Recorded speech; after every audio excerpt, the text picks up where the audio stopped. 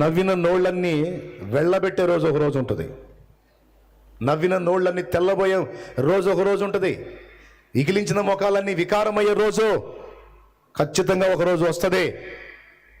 సిగ్గుతో తలదించుకునేటువంటి పరిస్థితి వస్తుంది.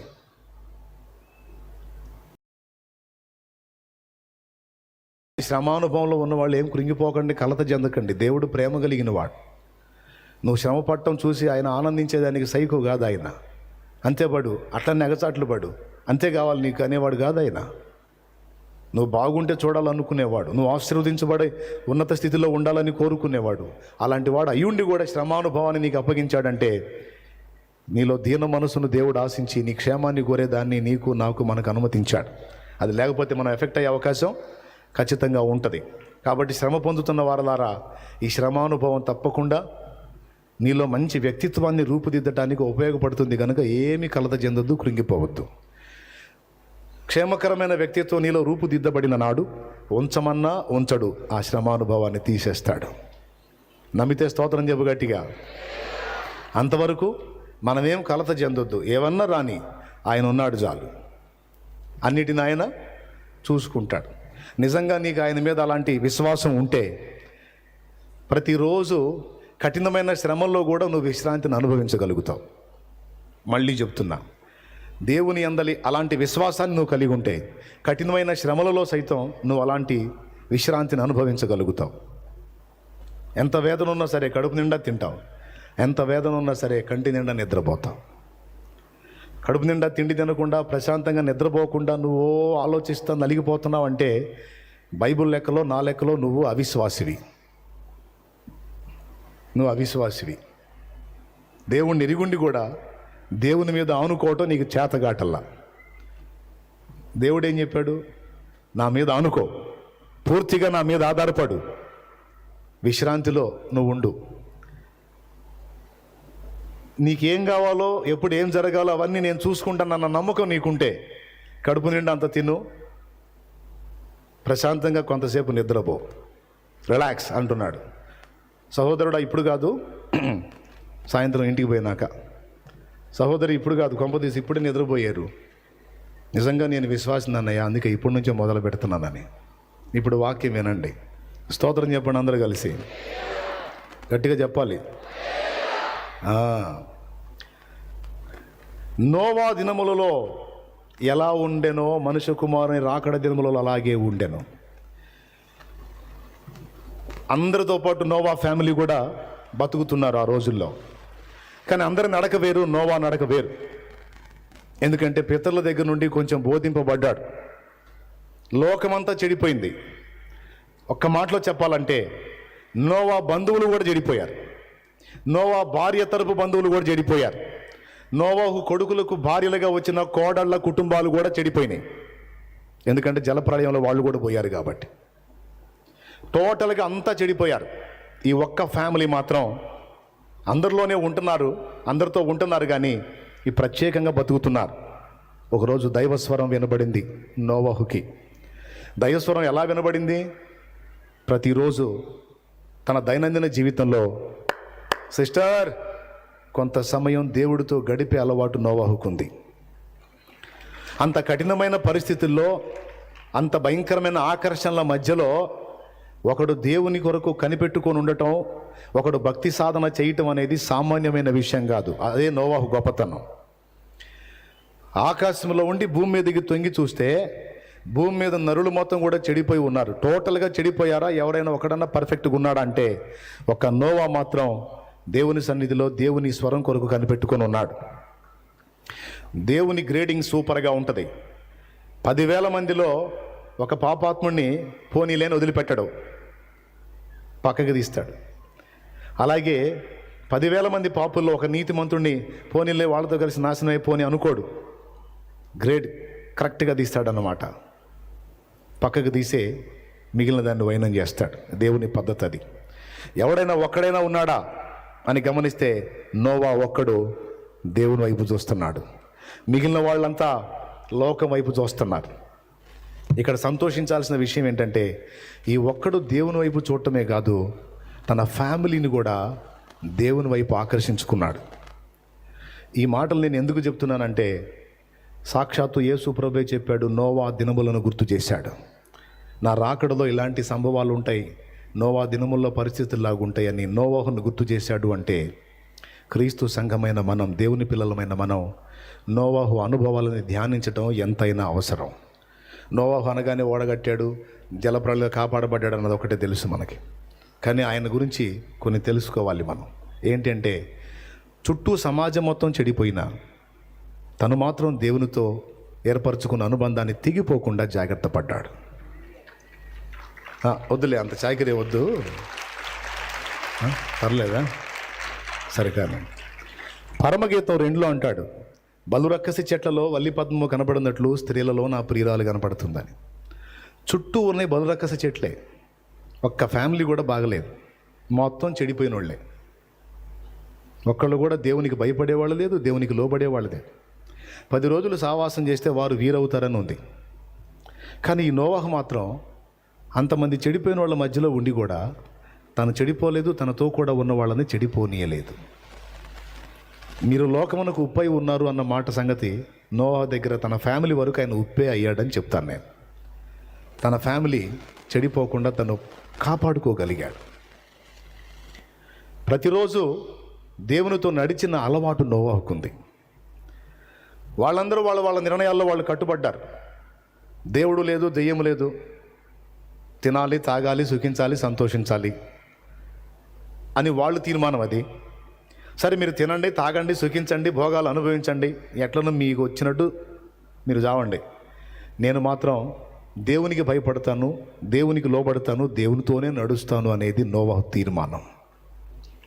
కాబట్టి ఎంతమంది తన చుట్టూ ఉండి తనను ప్రభావితం చేసేవాళ్ళు ఉన్నా వాళ్ళ ఎఫెక్ట్ తన మీద పడకుండా వాళ్ళతో ఉన్నట్టుగానే ఉన్నాడు, కానీ మనస్సు విషయమే వాళ్ళకు దూరంగా మెలిగాడు. ఇది నోవాహు నైజం. ఇప్పుడు ఈ రాకడ దినాల దగ్గరికి వస్తున్న కొలది మనమందరం ఆ అనుభవంలోకి వెళ్ళాలని పరిశుద్ధాత్మ మనల్ని కోరుతున్నాడు. లోకం పోయినట్టు నువ్వు కూడా పోతే, లోకంతో పాటు నువ్వు ఒకడిగా బతికితే, తమ్ముడు, లోకానికి మనకి తేడా ఏముంది? మూర్ఖులకు ఈ తరము వారికి వేరే రక్షణ పొందండి అని కదా వాక్యం చెప్పింది. మనం కూడా వాళ్ళతో కలిసి ఏకీబీకిగా బతికితే ఇక వాళ్ళకి మనకి తేడా ఏముంది? సో వేరైన జీవితం. మొన్న అన్న వాక్యం చదివించారు, వారు తమను తాము ప్రత్యేకపరుచుకున్నారు. నిన్ననే వారు తమను తాము ప్రత్యేకపరుచుకున్నారని మొదటి రోజు కూటంలో చెప్పబడింది. నోవా తీర్మానం అది. మొత్తం చెడిపోయిన వాళ్ళు ఉన్నా నేను మాత్రం చెడుతనంలోకి వెళ్లకుండా నన్ను నేను కాపాడుకోవాలి. ఐగుప్తులో యోసేపు ఉన్నాడు, కానీ యోసేపులో ఐగుప్తు లేదు. తెలుసా? ఐగుప్తులో యోసేపు ఉన్నాడు, కానీ యోసేపులో ఐగుప్తు లేదు. బబులోనులో దానియేలు, షడ్రకు, మేషకు, అబేద్నెగోలు ఉన్నారు, కానీ వాళ్ళలో బబులోను లేదు. వారు దేవుని కొరకు నిలిచిన చిన్న గుంపు. బబులోను మొత్తం చెడిపోయిన మా లోకాలే, కానీ ఈ నలుగురు మాత్రం దేవుని పక్షంగా నిలిచిన యోధులు. నలుగురు సభ్యులు కలిగిన ఒక చిన్న గుంపు, ప్రార్థించే గుంపు, దేవుణ్ణి మహిమపరిచే గుంపు, దైవ చిత్తాన్ని వెతికే గుంపు, దేవుణ్ణి సన్నుతించే గుంపు, దేవుని గౌరవించే గుంపు, దేవుని యందు భయము భక్తి కలిగిన గుంపు. నలుగురు సభ్యులు కలిగిన ఒక చిన్న గుంపు ఒక పెద్ద సామ్రాజ్యాన్నే యెహోవాను మహిమపరిచేటట్టు చేసింది. ఒక చిన్న గుంపు. వాళ్ళు బబులోన్లో ఉన్నారు, కానీ బబులోను పాపాన్ని వాళ్ళలోనికి రానిలా. ప్రత్యేకంగా జీవించటం నేర్చుకున్నారు. పాత నిబంధనలో వాళ్ళందరి గురించి ఎందుకు రాశాడో తెలుసా? క్రొత్త నిబంధనలో అది కూడా అంత్యకాలంలో ఉండబోతున్న సంఘానికి ముంగురుతులుగా, దృష్టాంతాలుగానే అవి రాయబడ్డాయి. కొరింథీయులకు రాసిన మొదటి పత్రిక 10వ అధ్యాయము 11వ వచనం మీరు చూస్తే, ఈ సంగతులు దృష్టాంతములుగా వారికి సంభవించి యుగాంతమందున్న మనకు బుద్ధి కలుగుటకై రాయబడింది అని ఉంది. ఇశ్రాయేలు చరిత్రే కాదు, పాత నిబంధన భక్తుల చరిత్ర అంతా కూడా యుగాంతమందున్న మనకు బుద్ధి కలగడానికి దేవుడు దృష్టాంతంగా ఇచ్చాడు. నా ప్రియమైన సోదరి సోదరులారా, ఖచ్చితంగా వాటిని మనం దృష్టిలో పెట్టుకోవాలి. సో నోవాహ్ లైఫ్లో పాయింట్ నెంబర్ 1, ప్రత్యేకింపబడిన జీవితం. కొంతమంది నా దగ్గరికి వచ్చి అంటుంటారు, కొంచెం మోనిటర్లో ఉన్న సౌండ్లు లేస్తాయి బాబు, ఇంకొద్దిగా ఏం చేద్దామన్నా నా చుట్టూ క్లైమేట్ అంతా కూడా పాపిస్ట్ క్లైమేట్ అన్నా, దాని ఎఫెక్ట్ పడుతుందన్న నా మీద. ఎందుకు బండిస్తున్నావు బాబు, ఎందుకు బండిస్తున్నావమ్మా? నీ ఎఫెక్ట్ వాళ్ళ మీద పడాలి కానీ వాళ్ళ ఎఫెక్ట్ నీ మీద పడకూడదు. కేర్ఫుల్గా ఉండాలి. అందరూ సెల్ చూస్తున్నారు, నేను చూస్తున్నాను, అందరూ వాళ్ళు ఏదో చేస్తూ ఉన్నారు, నేను కూడా అంతే చేస్తున్నాను కాదు. అందరి నుండి ప్రత్యేకింపబడిన జీవితం, వేరైన జీవితం నోవాహు జీవించినట్టు నీవు నేను మనం జీవించడం సాధన చేయాలి. ప్రభువు నిన్ను చూసినప్పుడు బలురక్కసి చెట్లలో వల్లి పద్మము కనబడినట్లు స్త్రీలలో నా ప్రియురాలు కనపడుతుంది అనే మాట చెప్పాలి. అందరూ వేరు నా కుమారుడు వేరు, అందరూ వేరు నా కుమార్తె వేరు, అందరిలో ఉన్నప్పటికీ నీ ప్రత్యేకింపబడిన జీవితం జీవించే నా బిడ్డ అని చెప్పగలగాలి. దేవుడు ప్రత్యేకమైన కార్యాలు జరిగించగలుగుతాడు. లోకం నుండి తాను ప్రత్యేకించుకోవడానికి ఇష్టపడని వాడు లోకాన్ని ఎలా జయిస్తాడు? లోకాన్ని కొట్టాలి అంటే ముందు దానిలో నుంచి బయటికి రావాలి తమ్ముడా. లోకాన్ని జయించాలంటే, లోకాన్ని ఎదిరించాలంటే, లోకాన్ని గెలవాలంటే దానిలో నుంచి నువ్వు ముందు వెలపటికి రావాలి, వచ్చి దాని మీద అటాక్ చేయాలి. ఇది నోవా ప్రత్యేకింపబడిన వాడు. నంబర్ 1. నంబర్ 2, ప్రతిరోజు కూడా దేవునికి సమయం ఇచ్చిన అలవాటు నోవాహుకుంది. లేకపోతే ఓడ ఏ కర్రతో కట్టాలో చెప్పాడు, ఏ కొలతలు ఉండాలో చెప్పాడు. చూసారా, దేవుడు స్వరం వినిపించి ఎన్ని కిటికీలు ఉండాలో చెప్పాడు, ఎక్కడి నుంచి ఎక్కడికి ఉండాలో చెప్పాడు, ద్వారాలు ఎన్ని ఉండాలో చెప్పాడు, ఎన్ని స్టేర్లు ఉండాలో చెప్పాడు. దానికోసం ఏ కట్టె వాడాలో చెప్పాడు. చితిసారకపు మ్రాను తీసుకోమన్నాడు. నీ కొరకు, నీ ఇంటి వారి రక్షణ కొరకు, భూమి మీద నుండి సకల జాతుల జంతువుల కొరకు. అది నోవాహు దేవుని స్వరం వింటున్నాడు. దేవుడు నోవాహుతో మాట్లాడుతున్నాడు.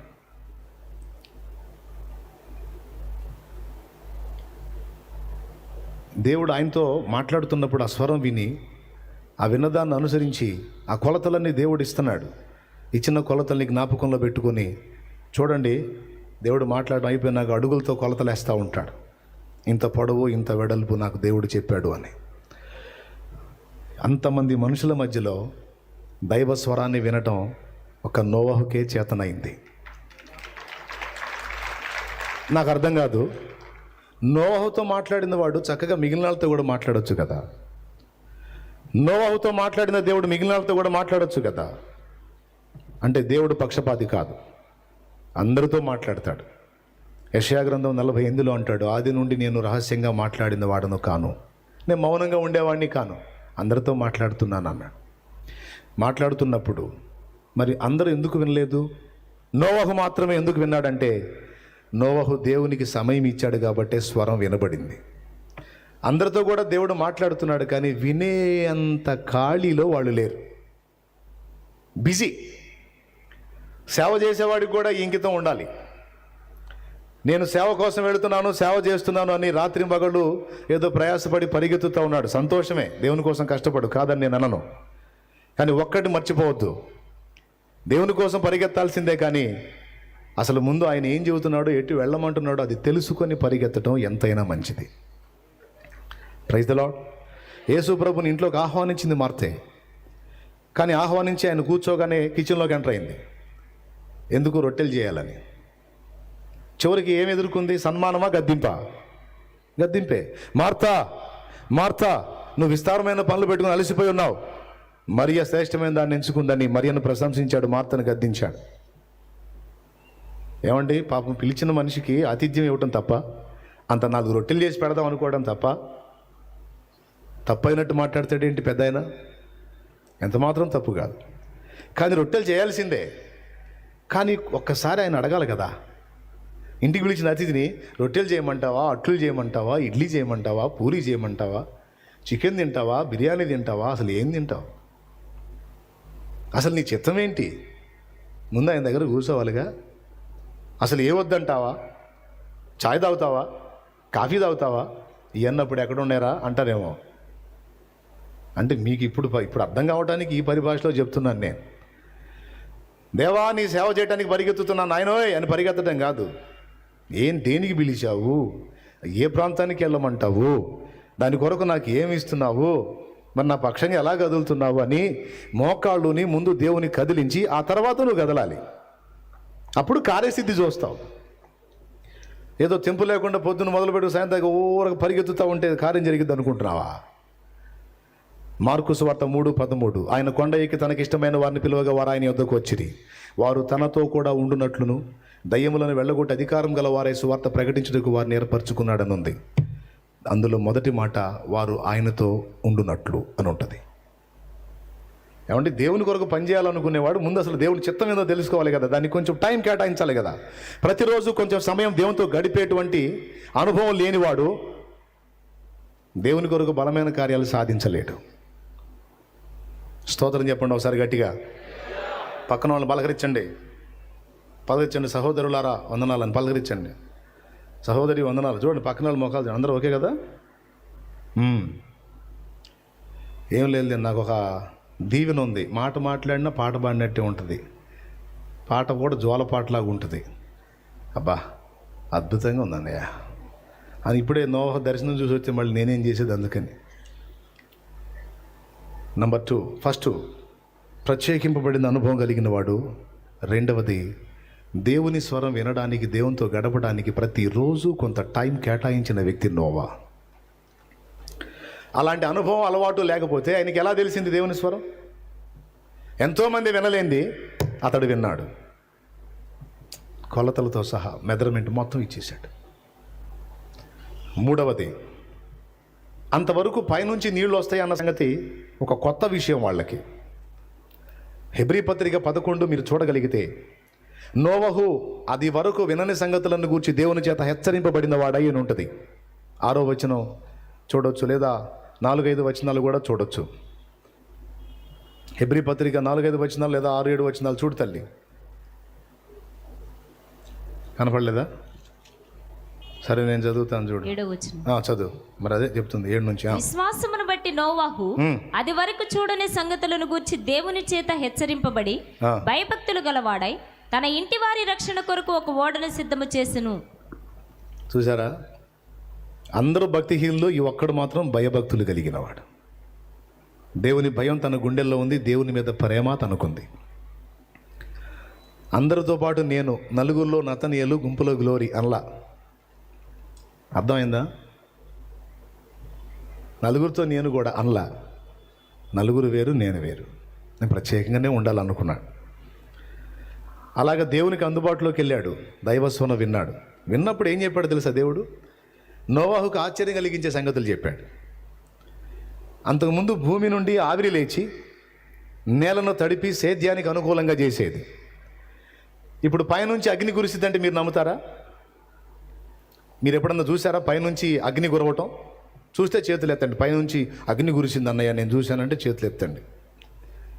కొంతమంది చేతులు ఎత్తారు. చూసామంటే దర్శనంలో చూశాను అంటారు. దర్శనంలో కాదు, రియల్గా చూసారా? చూడలేదుగా? రైట్.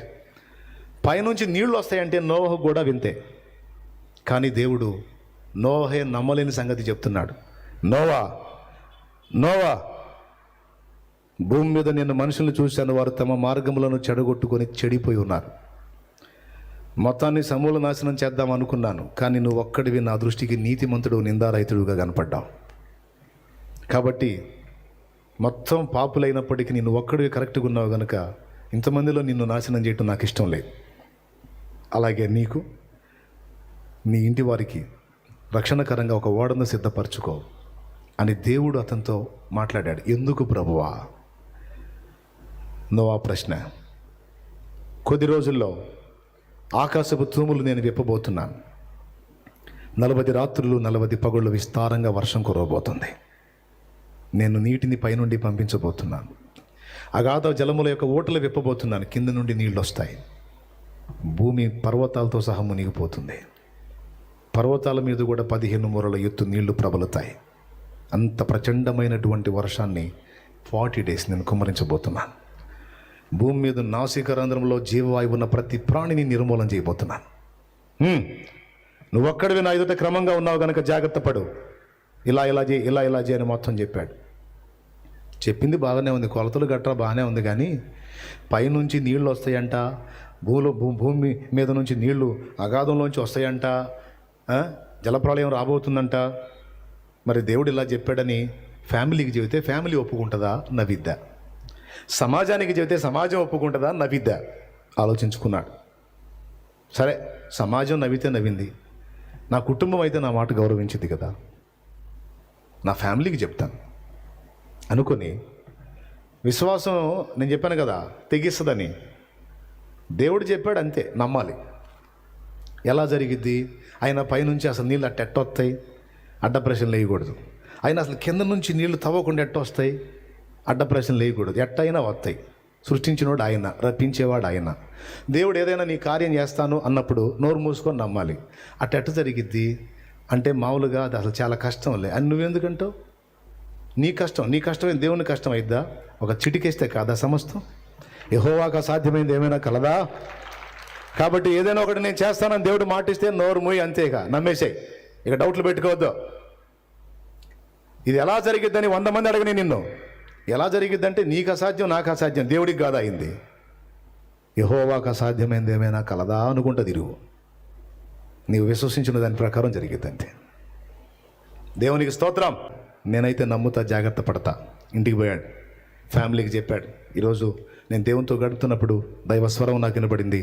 ఇంకా కొద్ది రోజుల్లో జలప్రళయం రప్పించబోతున్నాడని దేవుడు మాట్లాడుతున్నాడు. పైనుంచి నీళ్లు పంపిస్తాడంట, కింద నుండి నీళ్లు వస్తాయంట.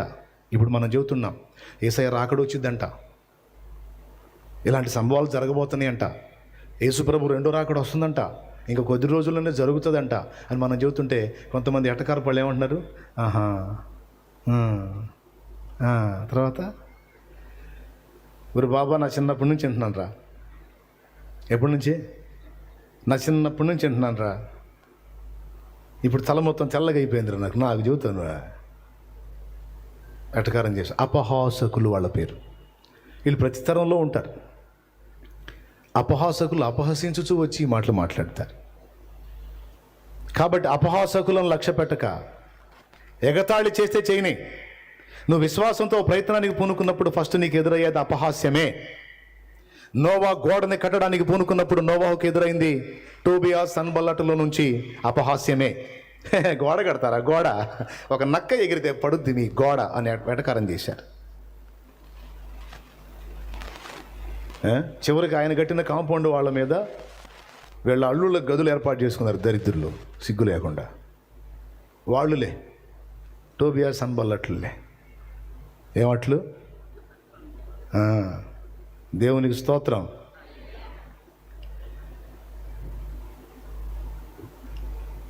ఎగతాళి, అపహాస్యాలు ఎదురవుతాయి. నువ్వు విశ్వాసపు చర్యలకు పూనుకున్నప్పుడు, దేవుడు నీకు చెప్పిన పనికి నువ్వు పూనుకొని మొదలుపెట్టినప్పుడు అపహాస్యం ఎదురైద్ది. ఇలాంటి చర్యలు చూసినప్పుడు, ఇలాంటి మాటలు విన్నప్పుడు అపహాసకులు ఏమంటారండి? విశ్వాసంతో నువ్వు వేసే అడుగు కొన్నిసార్లు అది దేవుని విషయమే కావచ్చు, దేవుడు చెప్పిన ప్రయత్నాలే కావచ్చు, అపహాస్యకులకు, అవిశ్వాసులకు నవ్వి పుట్టిస్తాయి. నవ్వుకొని లక్ష్య పెట్టద్దు. దేవుడు చెప్పాడు, నువ్వు చెయ్యి అంతే. నవ్విన నోళ్ళన్నీ వెళ్ళబెట్టే రోజు ఒక రోజు ఉంటుంది. నవ్విన నోళ్ళన్నీ తెల్లబోయే రోజు ఒక రోజు ఉంటుంది. ఇగిలించిన ముఖాలన్నీ వికారమయ్యే రోజు ఖచ్చితంగా ఒకరోజు వస్తుంది. సిగ్గుతో తలదించుకునేటువంటి పరిస్థితి వస్తుంది.